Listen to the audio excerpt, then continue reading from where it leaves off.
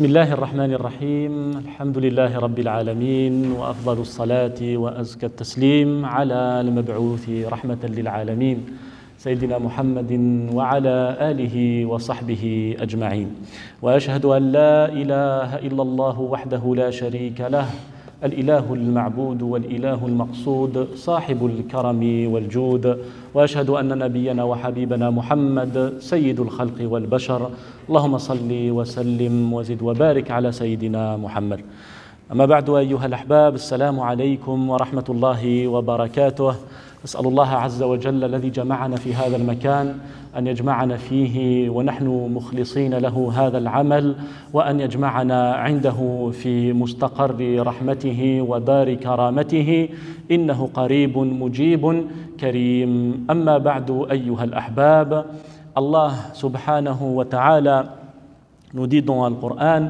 فمن يؤمن بربه فلا يخاف بخسا ولا رهقا et quiconque croit en son Seigneur ne craint alors ni diminution de récompense ni oppression.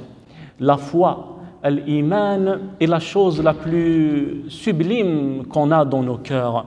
Et la chose la plus importante, et elle est tout simplement l'action la plus méritoire auprès d'Allah subhanahu wa ta'ala. Et cette foi est composée de deux parties. Al-imanu shatran.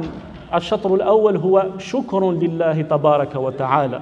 La première partie, c'est d'être reconnaissant, c'est de remercier Allah subhanahu wa ta'ala pour ses nombreux bienfaits qui nous parviennent nuit et jour, qui nous parviennent sans lui avoir demandé tabaraka wa ta'ala. On lui demande, mais il nous donne tellement de choses, même sans avoir demandé quoi que ce soit, à lui subhanahu jalla fi'ulah.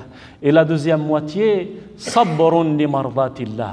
La deuxième moitié de la foi, c'est patienter, se montrer endurant pour satisfaire Allah subhanahu wa ta'ala, pour que sa satisfaction nous touche et sa satisfaction nous englobe subhanahu wa ta'ala. لذلك قال الإمام علي رضي الله عنه وأرضاه أن لا إيمان لمن لا صبر له. Celui qui n'a pas d'endurance, celui qui n'a pas de patience, qu'est-ce qui va rester dans sa foi? Qu'est-ce qui va rester dans sa relation avec Allah tabaraka wa ta'ala?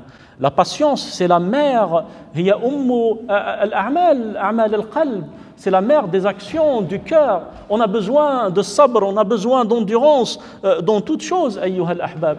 Dans notre relation à notre prochain, dans notre relation familiale, dans notre chemin vers Allah tabaraka wa ta'ala. On a besoin de patience pour accomplir le bien, pour faire le bien. On a besoin de patience pour s'éloigner, pour ne pas toucher au haram, aux mauvaises actions, au mal. On a besoin de patience pour accueillir notre destin, pour accepter ce que Allah azza wa jal a mis sur notre chemin, les épreuves qui nous ont touchés ou qui peuvent nous toucher dans l'avenir. L'endurance, la patience ne doit en aucun cas quitter l'un de nous. الصبر أيها الأحباب هو الامتناع على فعل ما لا يحسن. La patience, c'est de se retenir, c'est de ne pas faire ce qui n'est pas convenable, comme disait l'un de nos savants dans la définition de sabr. Il parle bien entendu des mauvaises actions. الصبر هو التباعد عن المخالفات. La patience, c'est s'éloigner des péchés, s'éloigner des endroits où l'on fait le péché. D'ailleurs, Ibn Sammak, ce grand savant qui allait voir les rois pour leur faire le rappel, disait « At-taqwa an la yaraka Allahu haythu nahak wa la yaftaqidaka haythu amarak » La patience, c'est que Allah, que tu ne manques pas aux endroits que... La piété, ce n'est pas la patience. La piété, c'est que tu ne manques pas aux endroits que Allah t'a demandé de fréquenter, comme les mosquées. Et surtout, de ne pas qu'il te trouve dans les endroits qu'il t'a défendu d'y être, comme les assemblées où l'on parle sur les gens, comme les endroits où ce qui déplaît à Allah Azza wa Jal est fait, etc. هذا هو الصبر أيها الأحباب. الصبر تجرع المرارة بلا تعبس. Écoutez cette définition, c'est de goûter à la difficulté, c'est de goûter aux épreuves sans se plaindre. Ça, c'est la patience. As-sabr al-isti'anatu billah li fi'l at-ta'at. C'est de se remettre à Allah, c'est de s'aider d'Allah subhanahu wa ta'ala pour faire les bonnes actions. Et celui que Allah n'aide pas ne peut rien faire.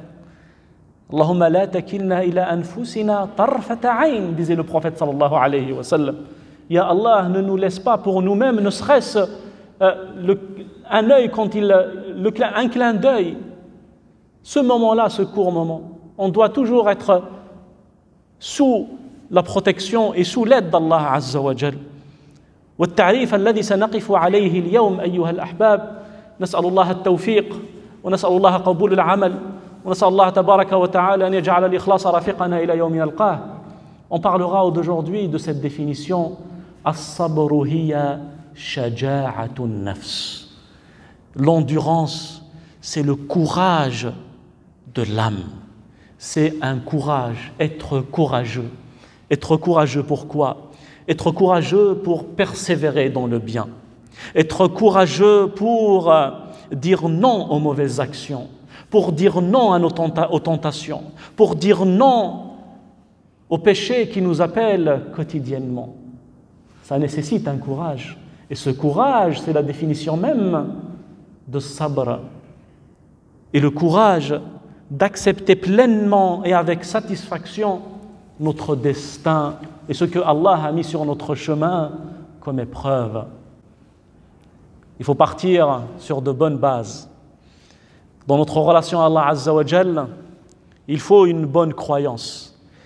Et la croyance, ou alors ce qu'on doit penser et qui va nous aider, et qui va remplir notre cœur durant toute notre existence, c'est de penser toujours du bien d'Allah tabaraka wa ta'ala. Que Allah veut notre bien et veille à nos intérêts plus que nous-mêmes on veille sur nos propres intérêts. لذلك قال أحد الصالحين لو خيرنا أن نكتب ما سيحدث لنا ما اخترنا شيئا أحسن مما اختاره الله. Si Allah tabaraka wa ta'ala nous donne la possibilité, c'est pour rapprocher le sens, nous donne la possibilité de choisir pour nous-mêmes, enfin qu'on va choisir nous-mêmes notre destin, ce qui va nous arriver, on n'aurait jamais pu choisir pour nous-mêmes mieux que ce que Allah a choisi pour nous. Il faut démarrer notre relation avec Allah à partir de ce principe. Penser du bien de lui, penser qu'il souhaite notre bonheur, qu'il souhaite notre bien. Taha ma anzalna alayka al-Qur'ana litashqa. Nous n'avons pas révélé sur toi le Coran pour que tu souffres. Allah ne nous a pas envoyé le Nabi sallallahu alayhi wa sallam pour que nous souffrions. Il ne nous a pas donné le Coran pour qu'elle soit une gêne. Il ne nous a pas agréé l'islam comme religion pour qu'elle soit difficulté après difficulté. Abadan. On croit que ce qui est meilleur d'Allah tabaraka wa ta'ala. C'est ça le courage. هذا هو الصبر أيها الأحباب. Vous connaissez tous l'histoire de Youssouf alayhi الصلاة والسلام. من منا لا يعرف قصة يوسف نبي الله عليه الصلاة والسلام. Un jeune prophète, beau, célibataire, intelligent, approché par une femme qui était riche, qui était puissante, qui a demandé à faire avec lui ce qui est illicite. Et là, Nabiyullah Yusuf a mis en pratique la définition qu'on va voir aujourd'hui. Le courage de dire non, et il a dit non, alayhi salatu wassalam. Qala ma'adha Allah, innahu rabbi ahsana mathway. Il dit, je cherche refuge, qu'Allah me protège de cette situation. Allah n'aime pas les injustes, tabaraka wa ta'ala. Concrètement, il a fait quoi, Youssouf, alayhi salatu wassalam? Concrètement, il a eu le courage de dire non à un délice éphémère, à un plaisir passager qui va durer quelques minutes, qui va durer un court moment, pour dire oui à la satisfaction d'Allah, tabaraka wa ta'ala, pour dire oui à ce que Allah a réservé pour lui. Et il ne l'a pas choisi pour rien. Naam. Il ne l'a pas choisi pour rien, car Allah Azza wa Jal a su ce qu'il y avait dans son cœur. قال ابن مسعود رضي الله عنه وارضاه نظر الله إلى قلوب البشر فلم يجد قلبا أطهر من قلب نبي الله محمد صلى الله عليه وسلم فاصطفاه للرسالة. Allah Azza wa Jalla a regardé les cœurs de l'humanité et il n'a pas trouvé un cœur plus pur que celui du prophète Muhammad sallallahu alayhi wa sallam pour qu'il porte le dernier et l'ultime message de l'islam. C'est le cœur, ayyuha al-ahbab. C'est le cœur est le roi et tout le reste sont les membres. Quand le cœur se porte bien, tout le reste va aller mieux. Il y a dans le corps une partie, si elle se porte bien, tout le reste va se porter bien. Et si il n'est pas bien, tout ce qu'il y a dans le cœur va se porter mal. Quand la langue ne s'empêche pas de mentir, quand la langue ne s'empêche pas de parler des autres, quand la langue ne s'empêche pas de dire des gros mots, de dire des grossièretés, il faut savoir que le cœur n'est pas bien, que c'est le cœur qui est atteint avant que cette langue ne soit atteinte de ces mauvaises choses. Face aux péchés, mes frères et sœurs, face aux tentations, face aux appels de la libido, nous avons tous besoin de as-sabr. Inna an-nafsa la'ammaratun bis-su' kama qala nabiyullah Yusuf. L'âme est incitatrice au mal. Fait de terre, alors notre nafs, notre ego, ce qu'on voit tous, et elle veut s'accaparer de cette terre. Et il veut se rassasier de ce qu'il y a sur cette terre. Que le ventre soit rassasié, que tous nos désirs soient rassasiés. Et cette nafs n'est pas regardante. Est-ce que c'est halal? Est-ce que c'est haram? Est-ce que c'est permis? Est-ce que ça ne l'est pas? Un nafs, il veut juste se rassasier. C'est là que rentre l'iman. C'est là que rentre l'aql, la raison et la foi pour guider cette nafs, pour éduquer cette nafs, pour faire un travail de réforme sur cette nafs. Il a réussi celui qui l'a purifié. Il est là le travail, ayyuha al-ahbab. C'est ça l'effort, de purifier cette nafs, d'aller vers l'avant, de cheminer vers Allah tabaraka wa ta'ala. Ya ayyuha al-insanu innaka kadihun ila rabbika kadhan famulaqih. On chemine vers Allah tabaraka wa ta'ala. Et notre cheminement vers Allah tabaraka wa ta'ala n'est pas sans incident, n'est pas sans péché, et il ne peut pas être sans péché.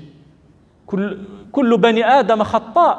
On va tous un jour ou l'autre trébucher, on va tous un jour ou l'autre faire du mal à nous-mêmes avec les mauvaises actions. وَمَنْ يُكْثِرْ طَرْقَ الْبَابِ يُوشِكُ أَنْ يُفْتَحَ لَهُ.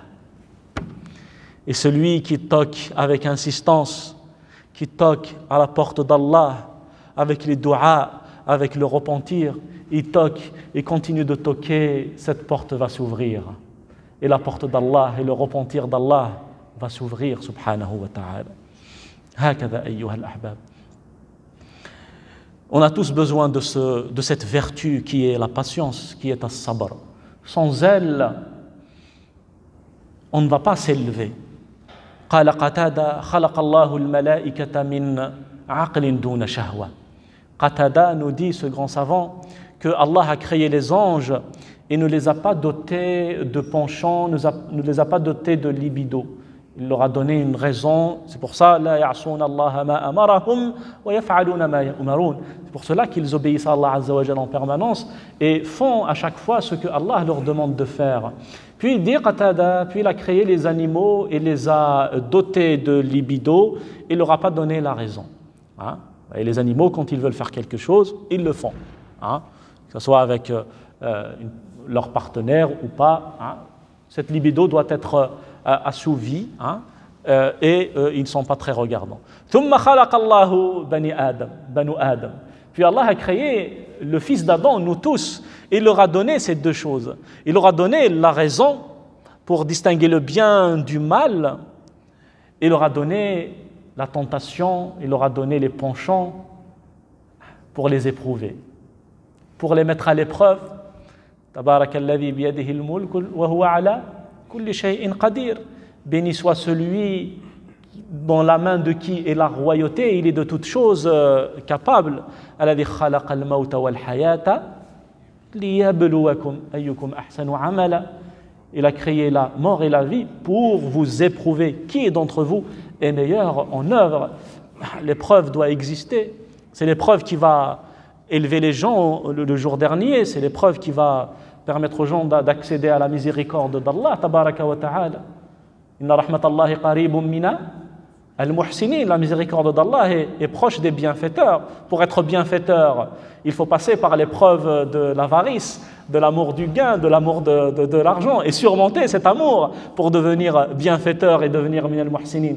Donc on a surmonté une épreuve pour être ainsi élevé auprès d'Allah tabaraka wa ta'ala et atteindre sa miséricorde qui est grandiose. Wa rahmati wasi'at kulla shay. Et ma miséricorde embrasse toute chose, nous dit Allah tabaraka wa ta'ala. Et je reviens à la parole de Qatada. Donc il a créé les anges sans penchant, a créé les animaux sans raison, a créé l'humain avec une raison et des penchants. Et là il dit, si l'homme se surpasse avec la patience, avec l'effort, avec la confiance en Allah Azza wa Jal, et dépasse ses penchants et fait abstraction à ses désirs interdits, il devient meilleur que les anges. Parce que les anges n'ont pas été éprouvés comme l'homme. Mais si, malgré cette raison, malgré la révélation, malgré les messagers et les prophètes et les avertissements et les bonnes nouvelles et les promesses du paradis et les avertissements de la punition, il continue à obéir à Shaitan, continue à obéir à ses penchants, à répondre à ses désirs, alors celui-là, je vous laisse deviner la suite. Subhana Allah al-Azim. هكذا أيها الأحباب. لابد من البصيرة. Al-Basira, contrairement à Al-Basar, Al-Basar c'est la vue et Al-Basira c'est de voir les choses dans leur réalité. C'est-à-dire on doit voir pourquoi on est là, vers quoi on aspire à aller, qu'est-ce qu'on recherche, quelles seront les difficultés, quels seront les outils qui vont nous permettre de surmonter ces difficultés. Et sachez que le meilleur outil, innahu as-sabr. Innama yuwaffa as-sabiruna ajrahum bighayri hisab. C'est pour cela qu'Allah Azza wa Jalla nous dit, les endurants auront leur récompense sans compter. Si on médite sur cette parole, on va trouver qu'elle est très très forte. Ça veut dire Allah nous dit sans compter. Si jamais Akhi Muhammad, fais-moi ton prénom, Akhi Jamal, qui est connu pour sa générosité, qui est connu pour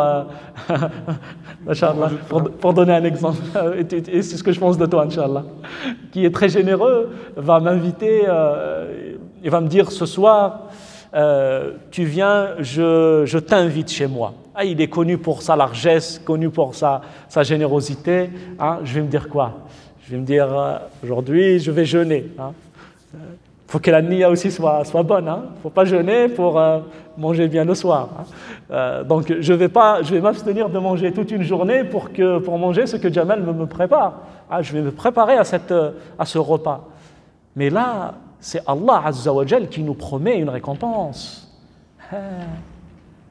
Qui s'est défini comme étant Al-Wahhab, comme étant Al-Razzaq, comme étant Al-Ghani, comme étant le très riche et comme étant celui qui donne la subsistance et qui couvre de toutes bonnes choses. Alors, à quoi va-t-on s'attendre auprès d'Allah Azza wa Jal? À quoi va-t-on s'attendre, ayyuha al-ahbab, auprès d'Allah tabaraka wa ta'ala? Man arafa Allah ahabba wa man ahabbahu ata'ah. Celui qui a appris à connaître Allah, il va l'aimer. Il n'y a pas un humain sur cette terre, il n'y a pas un homme avec un grand H qui va connaître et qui va apprendre à connaître Dieu, Allah tabaraka wa ta'ala, al-khaliq al-musawwir, le créateur qui a façonné de la meilleure des manières. Il n'y a pas un humain qui va apprendre à connaître Allah sans qu'il ne l'aime. Impossible. Impossible de ne pas aimer Allah tabaraka wa ta'ala si on prend nos dispositions pour le connaître et pour se rapprocher de lui. Tous nos problèmes, ayyuha al-ahbab, tous nos maux, tous nos soucis spirituels émanent de notre méconnaissance d'Allah Azza wa Jal. On s'est intéressé à l'histoire, on s'est intéressé à la jurisprudence, on s'est intéressé aux sciences du hadith, qui sont des sciences tout à fait nobles et importantes, mais on a délaissé très peu de temps à connaître, à lire sur Allah, à comprendre sur Allah, à méditer sur la création d'Allah tabaraka wa ta'ala. Tafakkuru sa'a khayrun min qiyami layla. Le fait de méditer un court moment est meilleur que de prier toute la nuit. Parce que cette méditation va faire que ton cœur va aspirer à son Créateur, va vouloir tashtaq ila Allah tabaraka wa ta'ala. Vous savez qui est le meilleur délice du paradis? En fait, on dit que man dhaqa jannat ad-dunya dhaqa jannat al-akhirah. Celui qui goûte au paradis de cette vie, il y a un paradis dans cette vie, oui. Le paradis existe déjà sur terre. Je vais vous donner là les arguments. Celui qui a goûté à ce paradis va goûter au paradis de l'au-delà. Vous savez, dans l'au-delà, Allah Azza wa Jal va combler les gens du paradis par toutes sortes de bienfaits.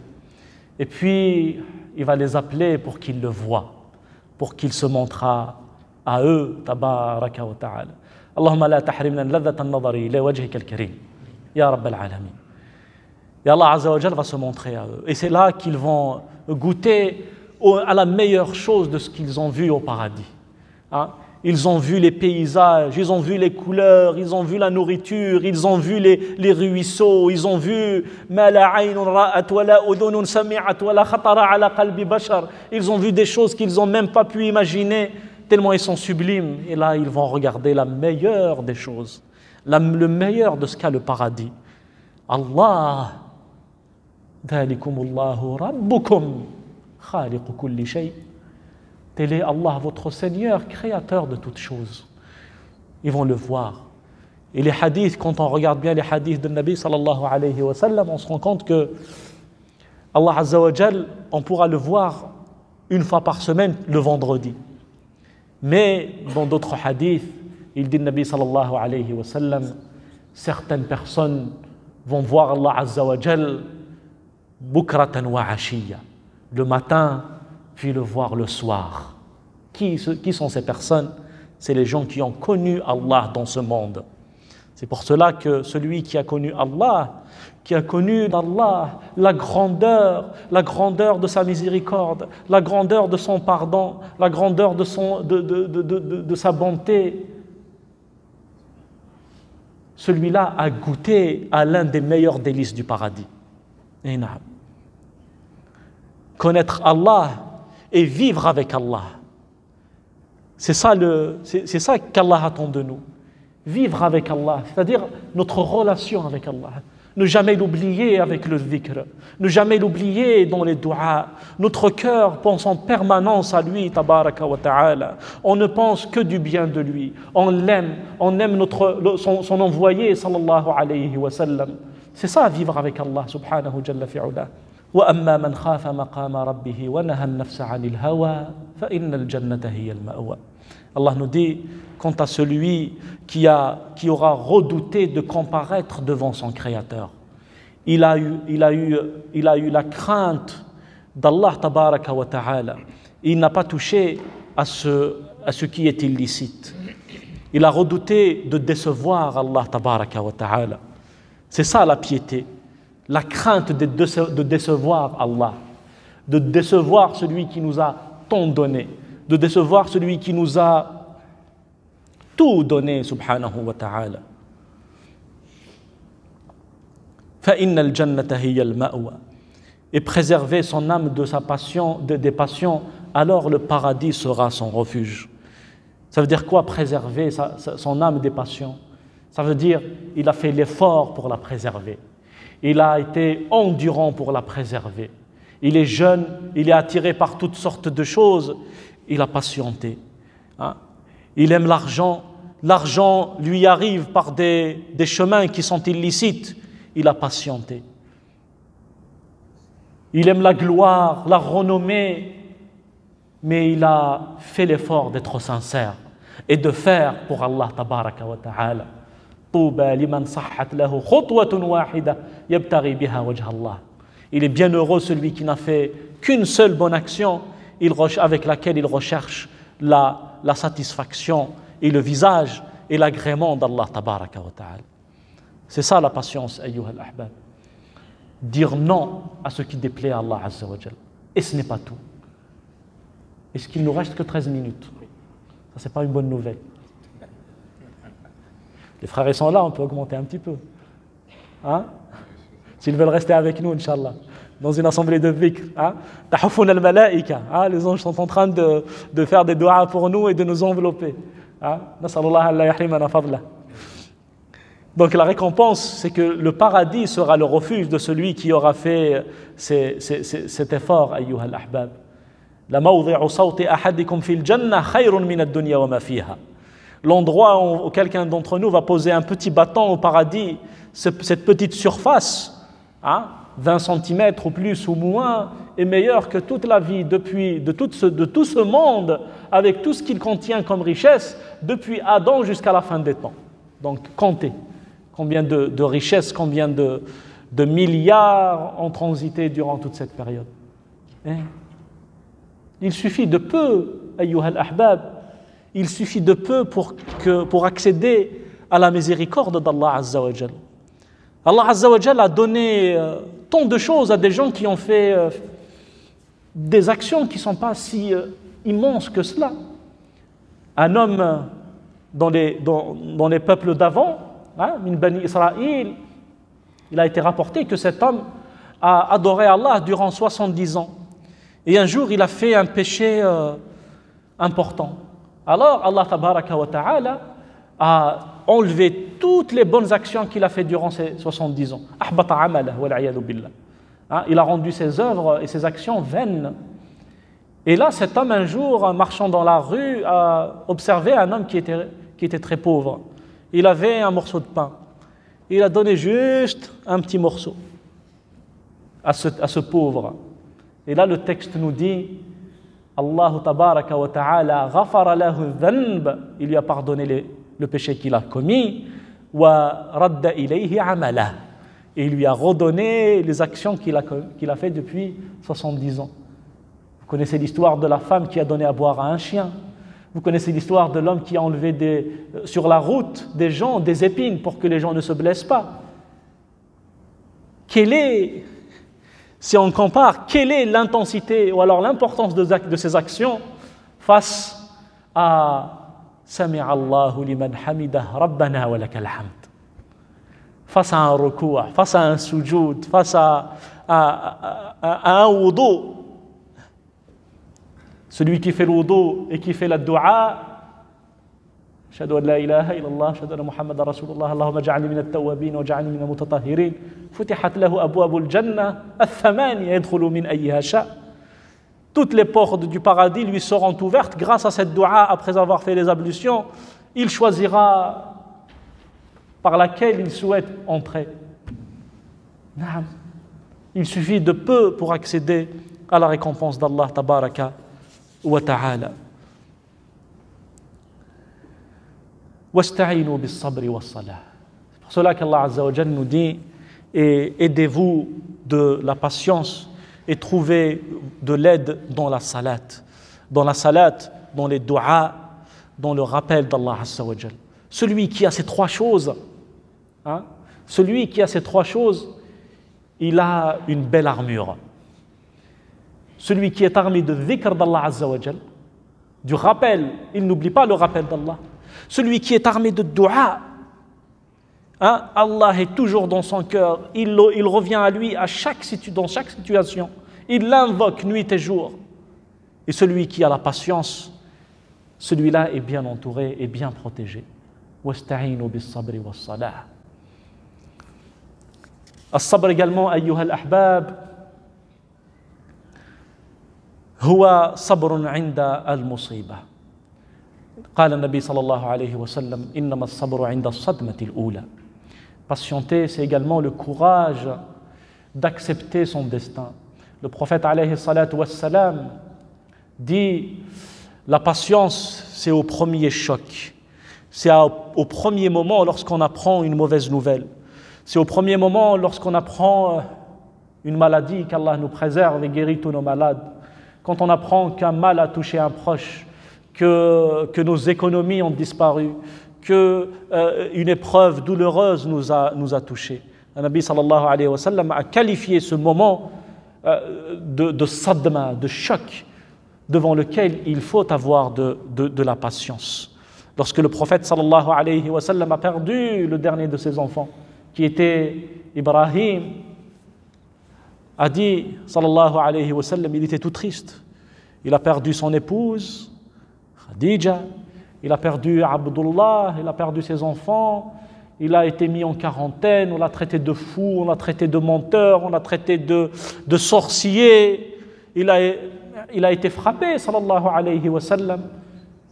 Il était dans la douleur, les épreuves étaient autour de lui de toutes parts, alors que c'est un élu de Dieu, c'est un élu, ayyuha al-ahbab. Le prophète sallallahu alayhi wa sallam a été choisi par Allah et il a subi toutes ces épreuves. Et là, il apprend le décès de son fils. Sallallahu alayhi wa sallam. Et là, il dit Inna al-ayna la tadma. L'œil, les yeux vont pleurer. Wa inna al-qalba la yahzan. Et le cœur est triste. Wa la naqulu illa ma yurdi rabbana. Et nous dirons, et nous n'allons dire que ce qui plaît à notre Seigneur, tabaraka wa ta'ala. وإنا لفراقك أو على فراقك يا إبراهيم لمحزونون. Et on est vis-à-vis de ta disparition, ya Ibrahim, très attristé. Il était triste, sallallahu alayhi wa sallam, mais il n'a jamais prononcé une parole qui déplaît à Allah. Il disait Allahumma inni radaytu farda anni. Ya Allah, je suis satisfait de ce que tu m'as mis sur mon chemin, alors sois satisfait de moi. Alhamdulillah kama yanbaghi li jalali wajhihi wa 'azimi sultanihi. Les anges, cette dua, les anges n'ont pas pu l'écrire. N'ont pas trouvé de la place pour l'écrire tellement il est immense en récompense. Quand on dit Alhamdulillah comme il se doit à sa grandeur et comme il se doit à sa place. Oui. Quand on dit Alhamdulillah, ça veut dire qu'on remercie Allah pour tout ce qu'il nous a donné, pour les bonnes choses qui sont si nombreuses qu'on ne peut jamais compter, et pour les épreuves qu'il a mis dans notre vie. On dit également Alhamdulillah pour ces épreuves. Alhamdulillah, ce n'est pas uniquement pour la belle voiture, le beau ou les beaux appartements, ou les enfants et tout le reste. On dit aussi Alhamdulillah pour les épreuves. Parce que ces épreuves nous élèvent en degré, nous donnent une place plus importante auprès d'Allah. Ces épreuves effacent nos péchés. Le Nabi sallallahu alayhi wa sallam, c'est un hadith que je répète pratiquement dans toutes mes conférences parce qu'il résume tout. Il dit l'homme va avoir une place élevée auprès d'Allah Azza wa Jal. Inna lil 'abdi makanatan 'inda Allah lan yudrikaha bi'amalihi, qu'il ne peut jamais atteindre avec ses œuvres, avec ses salawats, avec ses petites prières où il pense à toutes choses sauf à la salat, ou alors par ces petits versets, les petits versets du Coran qu'il lit ici et là, ou par les centimes qu'il donne ici et là. Nas'alullah at-tawfiqa lil 'amal as-salih. Nos œuvres ne valent rien en réalité devant ne serait-ce qu'un bienfait d'Allah Azza wa Jal. Et donc, l'homme, il a une place élevée auprès d'Allah, mais il ne pourra jamais atteindre cette place grâce à ses œuvres. Alors Allah va l'éprouver. Il va mettre sur son chemin des épreuves et des épreuves et des épreuves grâce auxquelles il va l'élever en degré, grâce auxquelles il va lui pardonner ses péchés jusqu'à atteindre ce degré.